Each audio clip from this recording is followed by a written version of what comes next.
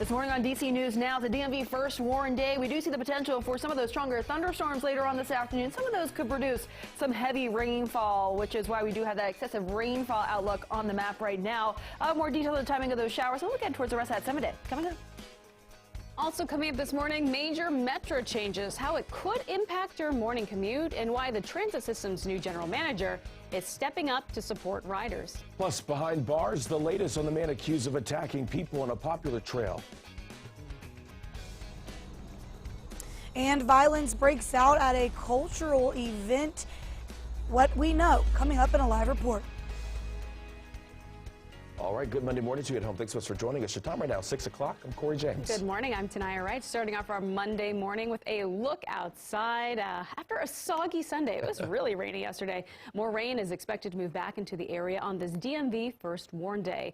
Meteorologist Jackie Layer is tracking the forecast for us this morning. So, Jackie, when can we expect to see this more rain? Well, it's likely later on this afternoon that we'll likely see those showers and thunderstorms start to fire up. I'm thinking right around 3 p.m. and that likely continuing through much of the afternoon and evening hours, at least scattered on and off through later on today. But as you're heading out the door this morning, it is quiet out there on the radar, but we do have that dense fog advisory, and that's until 9 a.m. this morning for parts of the region. So we're talking parts of West Virginia as well as westernmost parts of Virginia right now. So we're talking Winchester, Woodstock, Luray, and Culpeper, and this is until 9 a.m. and we do see the possibility of less than a quarter of a mile of visibility at times. So we're seeing that right now. Winchester as well as Martinsburg, with Hagerstown not included in that dense fog advisory, but we are down to about a mile there, also a mile in Frederick and Manassas. But as you head into DC A-OK, we're just tracking those mainly cloudy skies to kick off your Monday morning. Excessive rainfall outlook, though, that's a slight risk. That's a 2 out of 4 on the excessive rainfall outlook scale, and that includes much of our area. So we do see the potential for some of these thunderstorms that fire up later on today.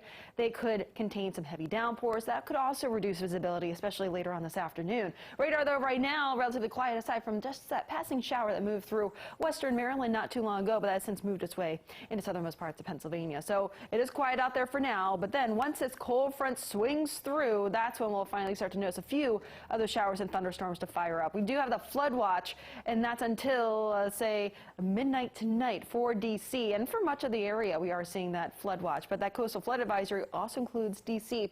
as well as southern Maryland, as well as King George County in Virginia. And this coastal flood advisory varies in terms of timing, but at least for Charles County, that's until 7 p.m. this evening. It's right around the high tide cycles. That's why those times change from one area to another. Temperatures, though, out there right now, we're into the upper 60s to low 70s as you're heading out the door, but we'll likely see high temperatures back into low 80s later on this afternoon. More details on the timing of those showers and storms coming up, but right now, tell Sarah Shanika, the earliest on traffic. How's it looking out there on this Monday morning? Well, we don't have much holding you back this morning, but in northern Virginia, it seems the problems keep coming in. Now, the outer loop, you're looking at the roads to the left shoulder. We have an incident going on. It doesn't look too bad, but do watch for that. That could be either a crash or maybe a work zone to the left shoulder. So this is right before you head over that Woodrow Wilson Bridge into Maryland. So coming out of northern Virginia, you can see a long stretch here. It's a little bit red, and so that's going to slow you down for just that bit. Then over to 95 headed southbound. Just watch for something going on right near Backlick Road. It could cause some delays. Right now it looks all green. You're okay there. Now over to Montgomery County, we do still have road work going on there, and this is off of Georgia Avenue headed south right before Randolph Road. We had an overnight crash, car into a utility pole, so that's why you're seeing delays there. But the rest of Montgomery County looks okay. All right, you guys, back to you. All right, thank you, Shanika. Breaking this morning, violence breaks out during a festival in Prince George's County. And DC News Now's Lex Juarez is joining us live this morning where this all happened. Lex, good morning. Well, Corey, Tanaya, a Honduran Independence Day Festival was happening here at the Langley Park Boys and Girls Club last night. Our contributor Larry Calhoun with DC Real Time News is reporting multiple people were stabbed just after it ended. The Prince George's County Police found 3 people who had been stabbed and 1 other person who had other injuries when they got here to the scene. It happened around 9 o'clock, which is an hour after the festival was set to end. Now, we have reached out to Prince George's County Police trying to find a little bit more information out about those victims, as well as what they know about what led to this stabbing and the violence here. As we find out more, we will let you know both here and online. Live at Langley Park, Lex Juarez, DC News Now. All right, Lex, thank you. Your time right now is 6:04. Happening today, Fairfax County Police are expected to provide new details on the man accused of attacking people near the Washington and Old Dominion Trail in Virginia. 42-year-old Juan Alfaro Rodriguez is accused of approaching several people on the trail while naked. Right now, detectives are trying to find out if he is connected to other crimes in the area. Rodriguez is being held without bond. The update from police is expected at 10 this morning. And remembering 9/11, it's been 21 years since nearly 3,000 people were killed in the attacks. Yesterday, President Biden joined military leaders at the Pentagon for the annual remembrance service. 184 people died when American Airlines Flight 77 slammed into the building. That crash killed 125 people who were in the Pentagon. Everyone on board the flight took off from Dulles International Airport. The president reminded guests that the nation will never forget what happened that day. These memories help us heal, but they can also open up the hurt and take us back to that moment when the grief was so raw. You think of everything they could have done if they had lived and just had a little more time. The experience you missed together, the dreams they never got to fulfill. Colonel Canfield D. Boone, United States Army. And as part of the remembrance ceremony, a bell went off with the names of those killed in the Pentagon. D.C. leaders are honoring the heroes who risked their lives on September 11th. D.C. News Now's Dave Laval tells us how they're being remembered. The face of evil and terror impacted our lives and countless U.S. citizens. D.C. Mayor Muriel Bowser reflected on the terrorist attack on the Pentagon, but she also discussed how September 11th made the city stronger. We became more resilient, more watchful. We acquired a better understanding of the meaning of democracy and the meaning of freedom and our way of life. All 64 people on board American Airlines Flight 77 died when the jet that took off from Dulles International Airport slammed into the Pentagon. 125 people inside the building also perished. But D.C.'s annual 9/11 service did not just recall the past.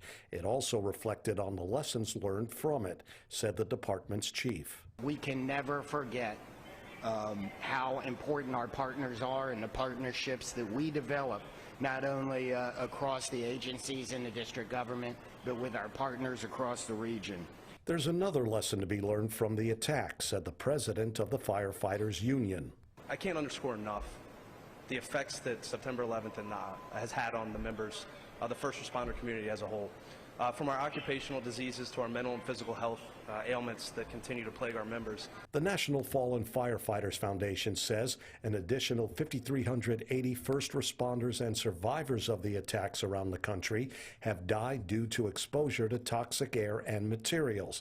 That's nearly double the number of people who died on September 11th.